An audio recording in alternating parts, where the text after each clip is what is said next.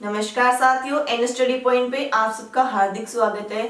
आज की क्लास में जानेंगे हम संसदीय कार्यवाही के बारे में। ठीक है, संसदीय कार्यवाही का जो पहला घंटा होता है वो प्रश्नकाल का होता है।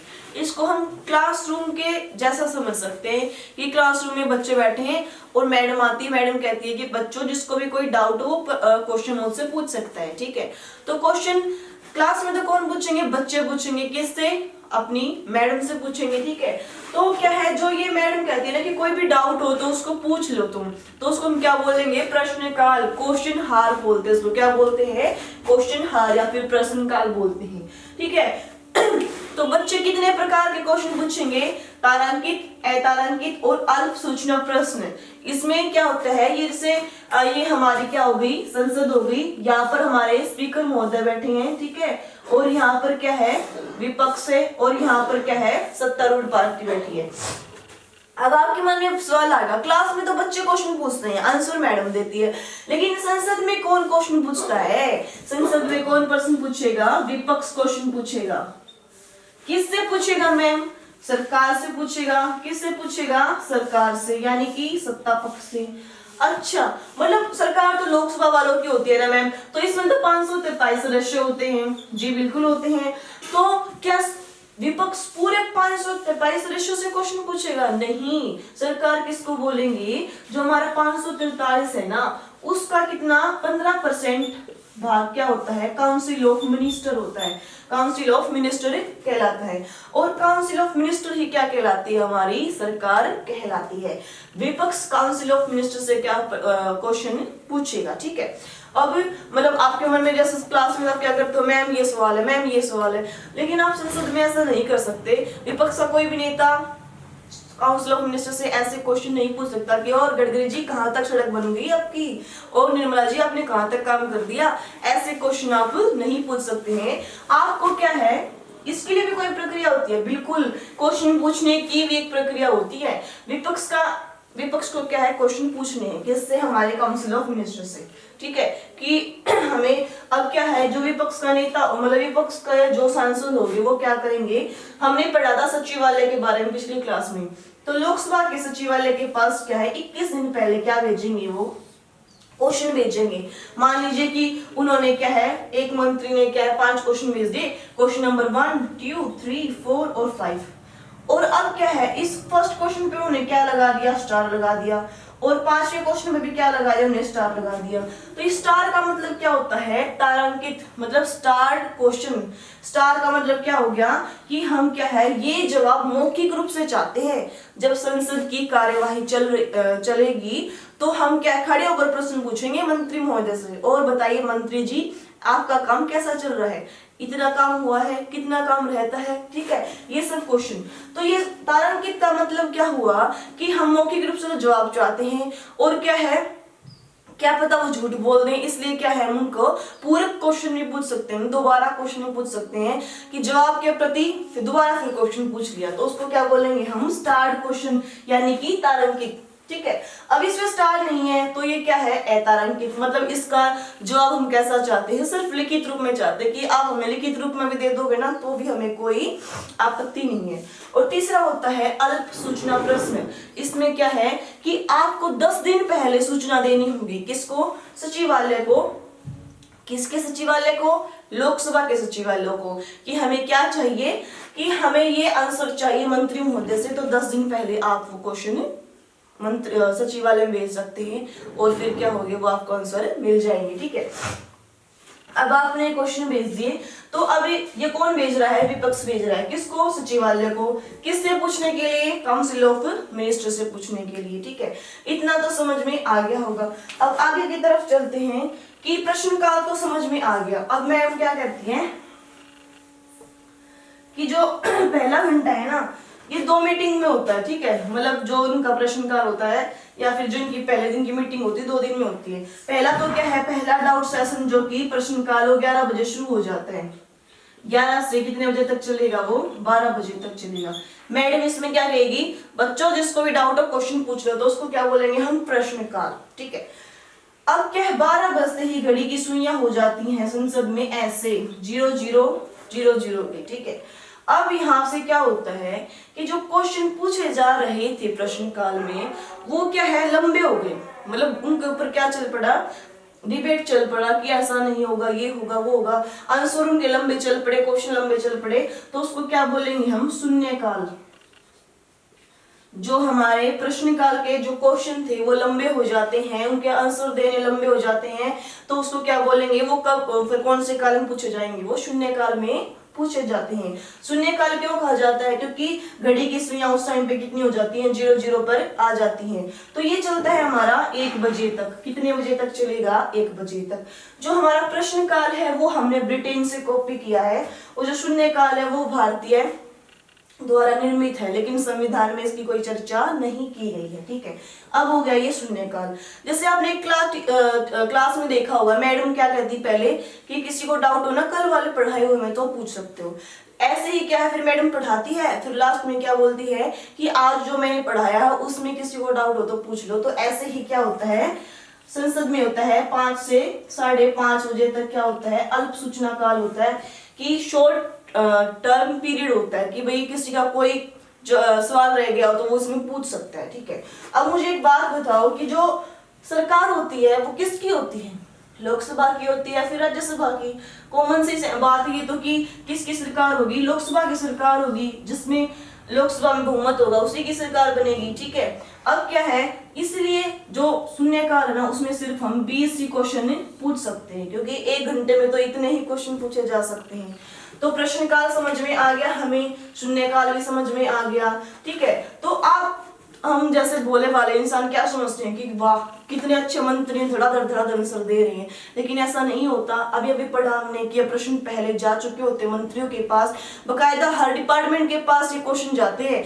मंत्री किसको भेजेगा, डिपार्टमेंट को, डिपार्टमेंट किसको भेजेगा, कमिश्नर को, कमिश्नर किसको भेजेगा, जो उससे नीचे वाली पोस्ट पे है। ठीक है, कि आपके जिले से ये क्वेश्चन आ रहा है, हमें इसका आंसर चाहिए, जल्दी से जल्दी चाहिए। ठीक है, तो फिर वो जिले वाला क्या करेगा, कमिश्नर को आंसर भेजेगा, कमिश्नर उसको वेरीफाइड करेगा, फिर वो डिपार्टमेंट के पास जाएगा, डिपार्टमेंट से फिर मंत्री के पास जाएगा, फिर मंत्री संसद में उसका जवाब देता है। ये प्रोसेस होता है इतना लंबा। ये ऐसा क्यों है, ये तो हमारे साथ चीटिंग हुई। हमें तो लगता है कि वाह कितने अच्छे मंत्री हैं, धड़ाधड़ आंसर दे रहे हैं। इसलिए होता है क्योंकि ये पूरे भारत की बात हो गई ना, लोक हित की बात हो गई। अब मान लीजिए किसी मंत्री ने पूछ लिया सड़क परिवहन मंत्री से कि बताइए यहाँ तक कितनी सड़क बनी है, अब वो याद करके थोड़ी चलेगा। तो इसके लिए तो क्या चाहिए, फैक्ट चाहिए, पूरा क्या है एक्यूरेसी के साथ वो तथ्य बताए, ये होना चाहिए ना। अगर वो गलत बता देंगे तो फिर आप उसको गाली गलौज करोगे। इसलिए क्या है, प्रश्न पहले ही दे दिए जाते हैं ताकि वो उनके आंसर्स तैयार कर सके। ठीक है, अब बात आती है कि मान लीजिए मैम कि कोई सांसद है, वो क्या है, मंत्री जी के आंसर से खुश नहीं है, मतलब संतुष्ट नहीं है कि भाई उन्होंने अच्छे से आंसर नहीं दिया, तो क्या बोलेंगे वो स्पीकर को कि स्पीकर जी हम तो ना इनके आंसर से खुश नहीं है, ये इन्होंने आंसर नहीं दिया। स्पीकर बोलते कैसे, बोला इनका जवाब देने का तरीका देखा आपने, कैसे गाली गलौज दे के ये जवाब दे रहे थे, कैसे अनपढ़ता की दृष्टि से ये जवाब दे रहे थे। तो क्या एक बात बताओ, स्पीकर कि मैम किसी की बात को इतनी वैल्यू दी जाती है क्या संसद में? नहीं दी जाती। क्यों? क्योंकि जो सरकार होती है किसकी होती है, सत्ता पक्ष वालों की। स्पीकर किसका होता है, सत्ता पक्ष वालों का। तो स्पीकर क्यों सुनेगा इतनी बात किसी की? पॉइंट ऑफ ऑर्डर है, एक व्यवस्था का प्रश्न है हमारे संविधान में, लेकिन ये लाया नहीं जाता है। ठीक है, इतनी बात समझ में आ गई। अब क्या है, अब बात करते हैं हमने प्रश्न काल समझ लिया, शून्य काल समझ लिया, पॉइंट ऑफ ऑर्डर समझ लिया। ठीक है, क्वेश्चन कौन पूछता है, सरकार क्या होती है, काउंसिल ऑफ मिनिस्टर कितना % होता है। ठीक है, अब बात करते हैं हम ये प्रस्ताव, और प्रस्ताव क्या होता है, ये प्रस्ताव क्या होता है। जैसे इसको एग्जाम्पल के थ्रू समझते हैं हम। जैसे सर्दियों में क्या होता है कि पूरी फैमिली एक बेड पे बैठी होती है या फिर चूल्हे के आगे बैठी होती है, मूंगफलियां खाई होती है। ठीक है, तो छोटा भैया क्या आके बोलेगा, पापा पापा मेरा ना स्वेटर फट गया है, ठीक है, तो मेरे को स्वेटर दिला दो। पापा बोलते ठीक है दिला देंगे। फिर मम्मी की तरफ करता है कि मम्मी आप बोल दो ना पापा को दिला देंगे। तो मम्मी भी क्या करती है, हाँ हाँ दिला देंगे। तो फिर दीदी इतने में आती क्या बोलती है, पापा इसको पिछले साल तो दिलाया था, मुझे नहीं दिलाया, मेरी फटी हुई है, मुझे दिलाओ। तो क्या है, उस प्रस्ताव क्या रखा गया कि स्वेटर लेके आनी है। लेकिन अब उस स्वेटर पर क्या चल पड़ी, चर्चाएं चल पड़ी। इतने में दादा दादी आ जाते हैं, वो क्या बोलते हैं, हमारे टाइम पर ना 3-3 साल में एक स्वेटर आती थी, फटी फटी पहनते थे हम, ठीक है। तो इस पर क्या चर्चाएं शुरू हो जाती हैं। तो इसी तरह हमारे संसद में होता है, कोई भी सांसद या फिर गवर्नमेंट, वो दो ही बिल आते हैं, हमने पढ़ा था, गवर्नमेंट बिल और क्या प्राइवेट बिल। तो कोई भी सांसद क्या लेके आता है, प्रस्ताव लेकर आता है, फिर उन पर चर्चाएं होती हैं, एक सदन से पास होता है, फिर दूसरे सदन में जाता है, फिर क्या राष्ट्रपति की सहमति से वो क्या बन जाता है, अधिनियम बन जाता है, ठीक है। ये तो हो गया हमारा प्रस्ताव। और एक बात होती है हमारी संकल्प, प्रस्ताव और संकल्प। बात तो दोनों में सेम सी है, लेकिन अंतर क्या है, प्रस्ताव में तो चर्चा होगी बहुत ज्यादा, ठीक है, लेकिन संकल्प में क्या होगा, जैसे एग्जाम्पल के थ्रू समझते, मणिपुर का एग्जाम्पल था हमारा, जो मणिपुर में घटना हुई, ठीक है, वो उसमें क्या था कि भाई इसके ऊपर तो गंभीर चर्चा करनी बहुत आवश्यक है, ये तो चर्चा का विषय बिल्कुल बनना ही है, मतलब एक संकल्प लेकर बैठती है हमारी संसद कि इसके ऊपर तो चर्चा होनी ही चाहिए, ये तो पास होना ही चाहिए, ठीक है। और प्रस्ताव में क्या है, पास हो भी सकता है और नहीं भी हो सकता है, ठीक है, ओके। अब क्या है, आपने अविश्वास प्रस्ताव के बारे में भी सुना होगा, ठीक है। अब बच्चा बोल दे कि ये क्या है, अविश्वास प्रस्ताव कैसे लाया जाता है, अविश्वास प्रस्ताव,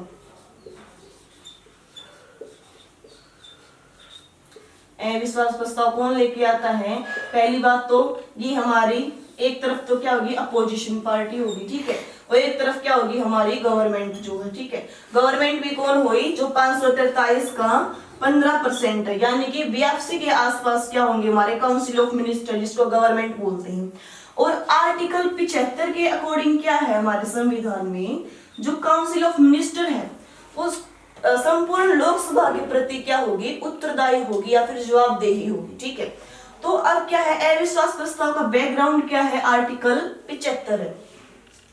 अब अपोजिशन पार्टी कहती है बहुमत की सरकार किसकी होगी, जिसके पास 272 सीटें होंगी, ठीक है।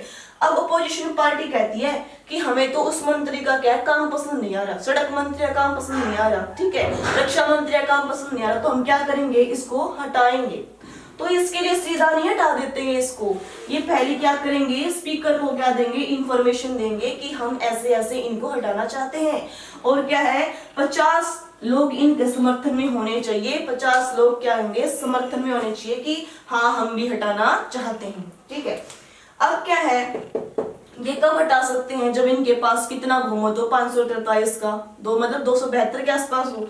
अब क्या, यहाँ पर थोड़ी दिमाग लगाने की बात है, अगर इनके पास 272 सीटें होती तो ये पोजीशन में होते, मतलब इनके पास बहुमत होता तो क्या ये पोजीशन में होते।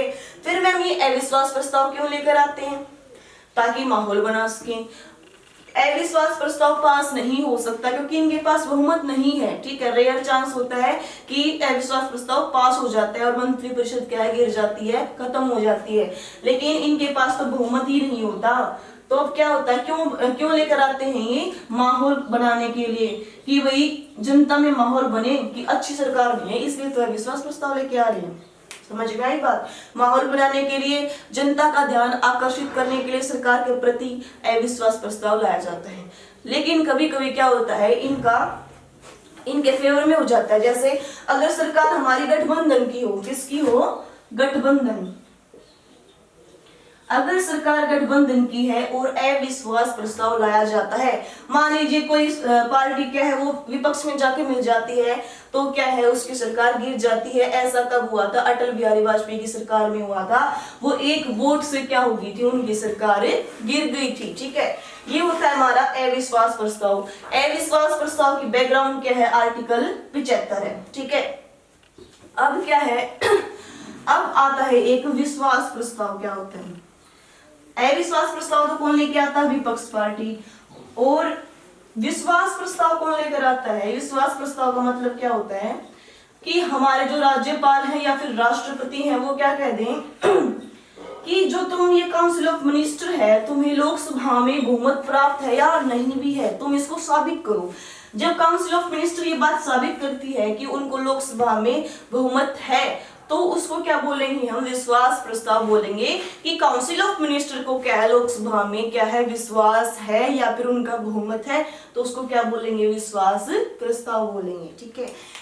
आज की क्लास में हमने क्या क्या समझा कि संसदीय कार्यवाही कैसे शुरू होती है, प्रश्नकाल क्या होता है, शून्यकाल क्या होता है, पॉइंट ऑफ ऑर्डर, और हमने समझा प्रस्ताव क्या होता है, संकल्प क्या होता है, और हमने समझा अविश्वास प्रस्ताव और विश्वास प्रस्ताव। इससे आगे हम कल की क्लास में पढ़ेंगे। मैं आशा करती हूँ कि आपको ये समझ में आया होगा। अगर समझ में आया हो तो लाइक, शेयर, कमेंट और सब्सक्राइब करना न भूलें। धन्यवाद साथियों।